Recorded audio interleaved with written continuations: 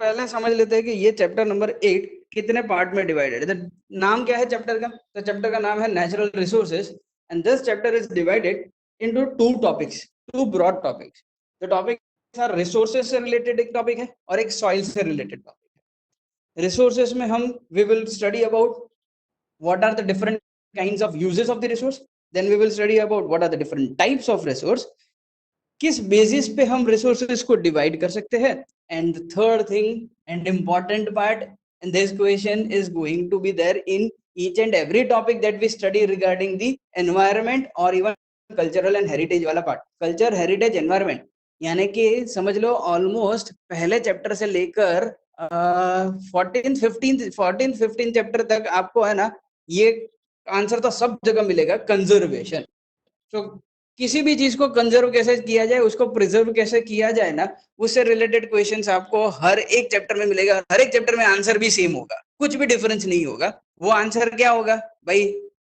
It will tell us थोड़ा कम इस्तेमाल करो, चाहिए उतना ही इस्तेमाल करो, बिगाड़ मत करो, सामने आगे वाली जनरेशन के लिए बचा के रखो, साइंटिफिकली इस्तेमाल करो, हो सके तो कुछ नए टेक्नोलॉजी का इस्तेमाल करो जिसमें जिससे पोल्यूशन या एनवायरनमेंट को नुकसान ना हो। यही सारी चीजों को मिला जुला के हर बार कंजर्वेशन में डाला जाएगा। तो इसका आंसर एक बार रट लिया, एक बार समझ लिया, तो आपको 15 चैप्टर के अंदर के आंसर एक ही साथ याद हो जाएंगे। So conservation is going to be there in each and every chapter. तो उसके लिए तो आप एक दो चार पॉइंट कीवर्ड्स जो मैं देता हूँ वो कीवर्ड्स को याद रख लीजिएगा, आपको कंजर्वेशन का आंसर लिखने में कभी भी तकलीफ नहीं आएगी। कीवर्ड्स के नाम पे मैं आगे भी बोल रहा हूँ तो बताता हूँ, देखो कौन कौन से कीवर्ड्स है। एक है साइंटिफिक यूज, कुछ भी चीज का साइंटिफिक यूज नाम बोल देने का। कहीं पे भी कंजर्वेशन बोला है तो हमें बोल देने का वी शुड, जैसे कि अगर सॉइल कंजर्वेशन बोला तो we should do the farming scientifically. Scientifically हमें फार्मिंग करनी चाहिए। तो साइंटिफिक यूज वाला शब्द आप कहीं पे भी घुसा दो। यहाँ पे रिसोर्स के बारे में यूज किया है तो we should not use the resources haphazardly, यानी कि फालतू की तरह ऐसे मत यूज करो, साइंटिफिकली यूज करो। तो यूज साइंटिफिकली। या तो फिर दूसरा वर्ड है रैशनली, दूसरा वर्ड है रैशनली। तो रैशनली शब्द को याद रखो। रैशनली का मतलब होता है दिमाग लगाकर काम करना, ऐसे ही दिमाग लगाए बिना काम नहीं करना। तो रिसोर्सेज को बिना दिमाग लगाए बस यूज करते जाओ नहीं, थोड़ा दिमाग लगाओ और दिमाग लगा के इस्तेमाल करो। तो देखो रैशनली साइंटिफिकली सुनने में भी और समझने में भी ऑलमोस्ट सिमिलर शब्द लग रहे, लेकिन आंसर लिखने में वो आपका it can enhance your answer. तो यानी कि आप जब भी आंसर लिख रहे हो ना तो ये दो कीवर्ड्स को इस्तेमाल कर ही डालो। जहां पे भी लिख रहे हो कंजर्वेशन से रिलेटेड आंसर, तो ये दो पॉइंट को तो डालोगे। उसके अलावा उससे स्पेसिफिक जो भी टॉपिक में बोला गया है उस टॉपिक के रिगार्डिंग तो आपके दूसरे एक दो पॉइंट तो होने ही चाहिए। तो देख लो, 2 पॉइंट मैंने बताया, 2 पॉइंट वो टॉपिक में से आ जाएंगे तो 4 पॉइंट तो हो गए। और एक दो पॉइंट कभी इधर उधर से आपके जनरल नॉलेज से, कॉमन सेंस से, या तो फिर इधर उधर यानी आसपास में से, जो वैसे तो नहीं करना होता है लेकिन कहीं आसपास में आपकी आंखें भटक रही और कहीं दिख गया आंसर, तो वहां से एक और पॉइंट आ गया, तो 5 पॉइंट आ गए total. And that 5 point is enough for any answer, even if it is 4 mark question और 3 मार्क क्वेश्चन और 2 मार्क क्वेश्चन। 2 मार्क के लिए तो ज्यादा हो जाएगा, 3 मार्क का है या 4 मार्क का क्वेश्चन है तो 5 पॉइंट तो इनफ है और आपको फुल मार्क्स मिल जाएंगे। तो जब भी कंजर्वेशन से रिलेटेड बात आती है तो आप कंजर्वेशन में, ये सर स्टॉप क्यों लिख रहा है भाई? मैंने अभी देखा, क्या हो गया डी के ट्रोलेक्स? सर। हाँ हेलो सर। हाँ बोलो। गए बार का एसएस का पेपर है आपके पास? हाँ है ना। ठीक है। तो वो तो लिख देते, इसके लिए मेरे को रुकवा दिया। ठीक है चलो, तो अब आप चैट में लिख दो उसका, तो मैं आपको पेपर भी दे दूंगा, कोई नहीं। वो पेपर जब जरूरत पड़ेगी ना, I will give you the papers at that time. This is not the right time for you to look into papers right now. You just focus on the studying वाला part. जब आपका एक बार enough content आपके दिमाग में आ जाएगा ना, उसके बाद मैं वो पेपर्स वाले चीजों को आपके सामने उजागर करूंगा। आई विल टेल यू कौन सा क्वेश्चन ज्यादा क्वेश्चंस पूछे गए हैं। अभी तक तो एसएस में तो बहुत सारे क्वेश्चंस इंपॉर्टेंट मिल जाएंगे, बट एनसीईआरटी रिलेटेड तो अभी तक सिर्फ 2 ही एग्जाम हुई है बोर्ड की, तो सिर्फ आपको उतना ही मटेरियल मिल पाएगा बोर्ड से रिलेटेड। अदरवाइज बाकी सारी चीजें तो हमारा गैस वर्क ही रहेगा। Gas work in the sense कि हमें सिर्फ कुछ आइडिया लगाया जा सकता है from the experience of so many years कि भाई हाँ, इस प्रकार के क्वेश्चंस हमेशा इंपॉर्टेंट रहते हैं, इस प्रकार के क्वेश्चंस इंपॉर्टेंट नहीं रहते, वो तो हम गैस वर्क कर ही लेते हैं। ठीक है, फिलहाल के लिए तो हम आगे बढ़ते हैं, रिसोर्सेज के बारे में बात कर रहे थे। तो रिसोर्सेज में हम यूज, टाइप और कंजर्वेशन पढ़ेंगे। उसी तरीके से सॉइल में भी देखेंगे सॉइल आखिर बनती कैसे है। सॉइल, ये भी प्रोसेस आपने आगे के क्लासेस में प्रीवियस स्टैंडर्ड्स में हमने पढ़ रखा है, how the soil is form, types, किस प्रकार की सॉइल्स होती है और उसको भी कैसे कंजर्व करना है। तो let us start with resources. पहला पार्ट है रिसोर्स के यूजेस का। तो resources can be used as 3 ways। इन 3 तरीके से रिसोर्स को इस्तेमाल किया जा सकता है। या तो आप रिसोर्स को खा सकते हो, यानी कि उसको खाने में इस्तेमाल किया जा सकता है, तो जो भी हमारा खाना है वो भी हमारा रिसोर्स बन जाएगा। तो एग्जाम्पल के तौर पे अगर आपने लिख दिया कि एज अ फूड कौन कौन सी चीजें हैं हम जो हम खाते हैं, वो सारी चीजों का नाम लिखो और वो आपका यूज हो गया, use of the resource as a food. As for example wheat, barley, fruits, vegetables, meat, milk, ये एनिमल प्रोडक्ट्स हो गए, वो भी आपका नेचुरल रिसोर्स ही है, वो भी आपका रिसोर्स है जो हम इस्तेमाल करते हैं हमारे खाने में। तो इस प्रकार से resource can be used as a food. तो आप ये सोचो इसमें क्या लगता नहीं है, मतलब ये 10th स्टैंडर्ड जैसा कोई भी हिसाब से लग रहा है कि this is a 10th standard question? Not at all, मतलब it's a very simple question जो बचपन से हम पढ़ते आ रहे हैं, वो वाली चीज है। Resource as a raw material, raw material की तरह से इस्तेमाल किया जाता है रिसोर्स को। तो ऐसे कौन कौन से है जो एज ए रॉ मटेरियल हम इस्तेमाल कर सकते हैं? तो कुछ चीज है जैसे कॉटन, कॉटन को हम रॉ मटेरियल की तरह इस्तेमाल कर सकते हैं for producing the different kind of different kind of fabrics, और उसमें से हम हमारे कपड़े बना सकते हैं, हमारी बेडशीट्स बना सकते हैं, और हजारों लाखों चीजें अलग अलग प्रकार की हम क्लॉथ में से बना सकते हैं।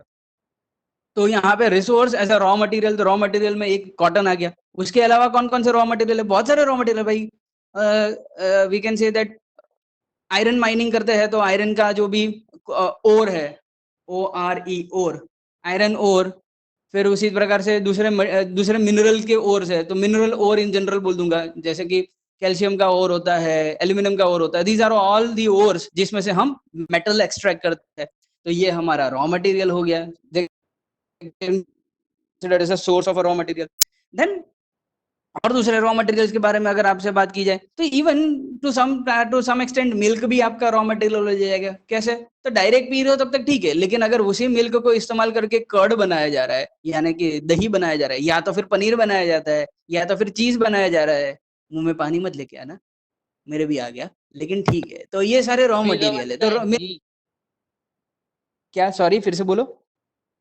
घी, हाँ घी, तो घी भी बनता है। तो इस प्रकार से आप कह सकते हो कि मिल्क भी आपका रॉ मटेरियल है। तो हर वो चीज जिसको आप यूज कर कर कोई नई चीज बना सकते हो, वो आपका रॉ मटेरियल है। तो these are all uses of the resource as a raw material. And the third thing is resource as a energy resource.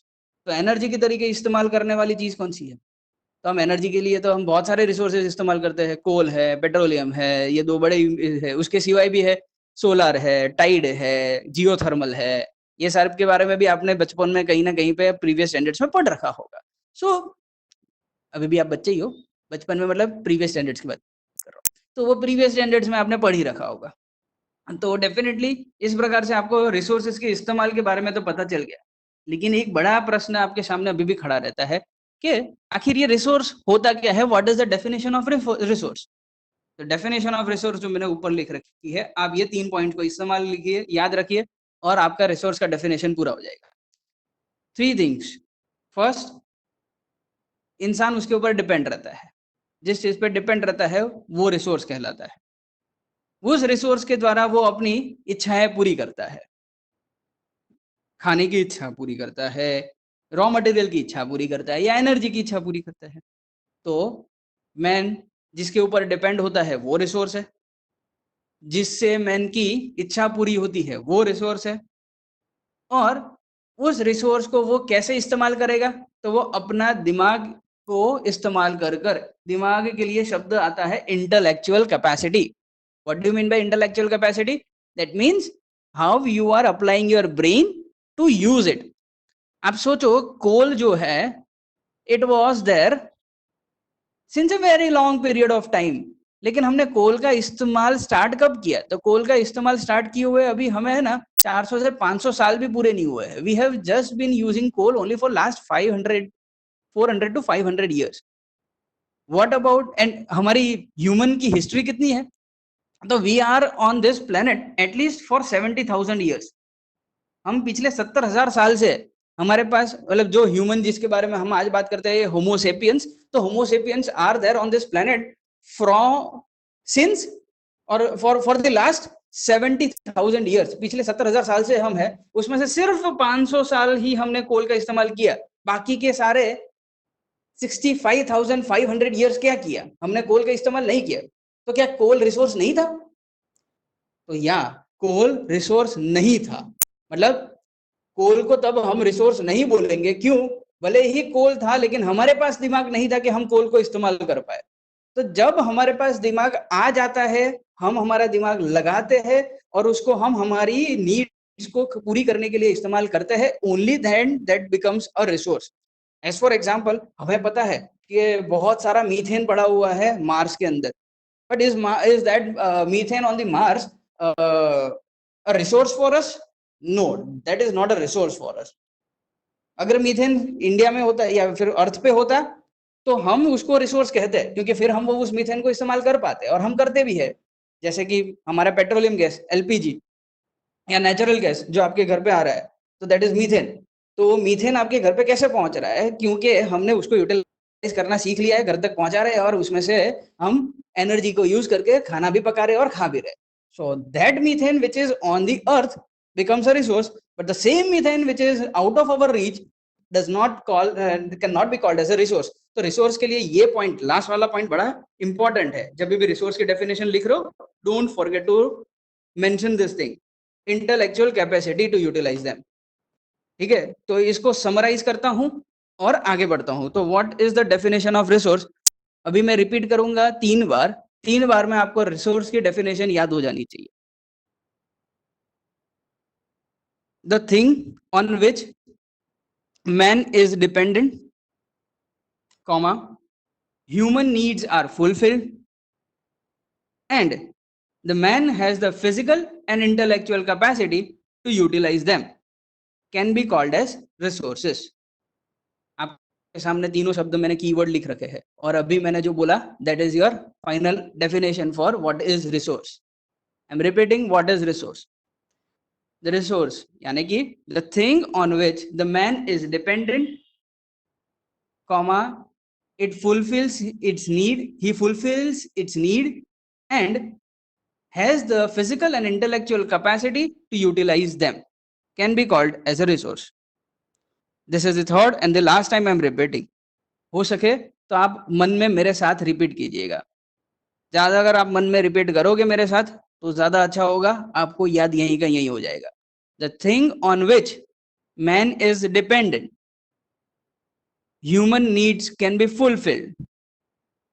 The thing on which man is dependent, human needs can be fulfilled and has the physical and intellectual capacity to utilize them, can be called as can be called as resources. How can the resource be used? Resource can be used in 3 ways. It can be used as a food, can be used as a source of raw material, and it can be used as a source of energy. ये 3 तरीके से resource का इस्तेमाल किया जा सकता है. And that's it. ये हो गया रिसोर्स का पहला पार्ट खत्म. That is what is the uses of resource. Now the second part of the resource starts and that is the types of resources. The resources can be divided into 3 parts. Can be divided on the basis, on 3 bases. 3 प्रकार से हम resource को divide कर सकते हैं. कौन सी 3 प्रकार है? हम ओनरशिप के बेसिस पर रिसोर्स को डिवाइड कर सकते हैं, रीअवेलेबिलिटी के बेसिस पर रिसोर्स को डिवाइड कर सकते हैं और डिस्ट्रीब्यूशन सेंटर के बेसिस पर हम रिसोर्स को डिवाइड कर सकते हैं. तीनों का मीनिंग समझते हैं. ओनरशिप, ओनरशिप मतलब कि कौन उसको ओन करता है, किसकी मालिकी है, who is the owner of that resource. So owner के बेसिस पर हम ओनरशिप के बेसिस पर हम रिसोर्स को डिवाइड कर पाएंगे। रीअवेलेबिलिटी, अवेलेबल है क्या, वापस से रीअवेलेबल होगा, हमने यूटिलाइज कर लिया क्या, वापस से हमें मिल पाएगा। रीअवेलेबिलिटी के बेसिस पर भी हम रिसोर्स को डिवाइड कर सकते हैं। और तीसरा है डिस्ट्रीब्यूशन के बेसिस पर, के रिसोर्सेज कहाँ पे डिस्ट्रीब्यूटेड है, दुनिया भर में किस तरीके से डिस्ट्रीब्यूट हो रखा है रिसोर्स का, अवेलेबिलिटी किस प्रकार से डिस्ट्रीब्यूटेड है। ये तीन प्रकार के, तीन बेसिस के ऊपर हम रिसोर्स को डिवाइड करेंगे। Late us start with the first part. पहला बेसिस है ओनरशिप के बेसिस पर। तो ओनरशिप के बेसिस पर यहाँ पे मैंने तीन फोटो दिए हैं, ये तीन फोटो को याद रखिएगा, आपको आंसर याद रह जाएंगे। What are the three things? Individual, पहला वाला इंडिविजुअल ओनरशिप, यानी कि आपकी खुद की मालिकी है, you are the owner of that resource. Second, national ownership, यानी कि आपकी नहीं है, मेरी नहीं है, पूरे इंडिया की है या फिर पूरे यूएसए की है, मतलब कि नेशनल रिसोर्स है वो, हमारा, मेरा नहीं है, आपका नहीं है, किसी इंडिविजुअल का नहीं है, वो नेशनल है। ऐसा हो सकता है। या तो तीसरी चीज ग्लोबल है, किसी भी देश का नहीं है, सारे देश का है, मतलब पूरे के सारे पूरी इंडिया, पूरे धरती का है, पूरे अर्थ का वो रिसोर्स है। तो इस प्रकार से तीन रिसोर्सेस डिवाइड किए गए on the basis of ownership. I can call it as an individual resource, national resource और ग्लोबल रिसोर्स। अब इसका मीनिंग क्या होता है? देखो, individual resource owned by a family और अ इंडिविजुअल। एग्जाम्पल के तौर पर लैंड एंड बिल्डिंग्स। तो आप जिस घर में रह रहे हो वो किसी ना किसी का तो होगा, आपका होगा या तो फिर आपके घर मालिक का होगा, किसी का तो होगा। तो यानी कि वो किसका है, वो किसी एक फैमिली को या किसी एक इंडिविजुअल को बिलोंग करता है, यानी कि वो आपका क्या बन गया, it becomes your individual resource. ये इंडिया का नहीं है। आप जिस घर में रह रहे हो उस पे आकर सरकार आपको ना, मतलब सरकार आपके यहाँ पर आकर आपको खाली करवा दे, बिल्डिंग तोड़ दे, ऐसा नहीं कर सकती अनटिल अनलेस वो इलीगल ना हो। मतलब इलीगल हो तो उसको कर दिया जाएगा, बट इलीगल नहीं है तो आपको वही कुछ नहीं करेगा, लीगली सब कुछ बना रखा है, तो यानी वो आपकी खुद की ओनरशिप कहलाएगी। ऐसे बहुत सारे दूसरे रिसोर्सेज भी है। क्या हो गया? सर हाँ सर કઈ સરકારે એમને બિલ્ડિંગ્સ કે બ્રિજ બનાવવા હોય તો કેમ એ લોકો લીગલ બિલ્ડિંગ બી તોડાઈ નાખે?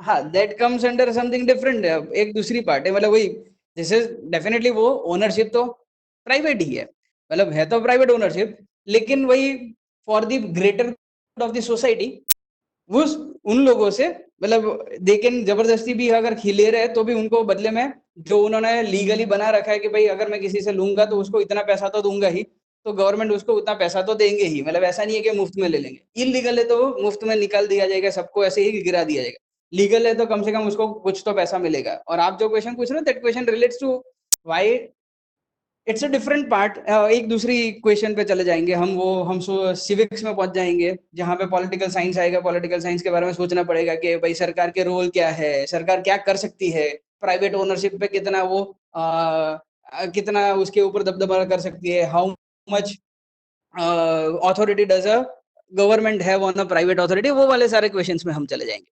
तो let us not devolve into that part right now, वो जब भी पॉल साइंस आएगा तभी सोचेंगे। बट वैसे आपको पॉलिटिकल साइंस तो वैसे है नहीं इस बार के लिए, तो ज्यादा टेंशन की बात नहीं है। वो सिविक्स वाला पार्ट आता था जो 9th में हमने किया था कभी, तो उसमें आता ये वाला क्वेश्चन, तभी हम सभी डिस्कस कर सकते थे। फिर कभी अगर अलग से कभी बात हो तो हम बात करेंगे, फिलहाल के लिए हम रिसोर्स के बारे में ही बात कर लेते हैं।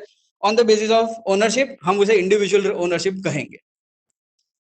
दूसरा है नेशनल रिसोर्स। नेशनल में कंट्री कोई ओन करती है या तो कोई एक छोटा सा रीजन है वो उस चीज को ओन कर रहा है, तो उस चीज को हम नेशनल रिसोर्स कहेंगे। वो पब्लिक रिसोर्स है, वो किसी एक इंडिविजुअल का नहीं है, सारी पब्लिक का है। जैसे कि एग्जांपल के तौर पर यहाँ पे जैसे एक आर्मी बोल रखा है या तो इंटरनेशनल ट्रेड बोल रखा है, ये सारी चीजें जो है these are all a national resource. Army मेरी है नहीं, आपकी है नहीं, किसकी है? इंडिया की है। So it's a general resource, वो आप क्या कह सकते हो, it's a common public resource. उसी तरीके से यहाँ पे इंटरनेशनल ट्रेड रखा है। इंटरनेशनल ट्रेड यानी क्या? तो वो इसके ऊपर किसी का एक इंडिविजुअल की मालिकी नहीं है। आप इंटरनेशनल ट्रेड चला रहे हो नहीं,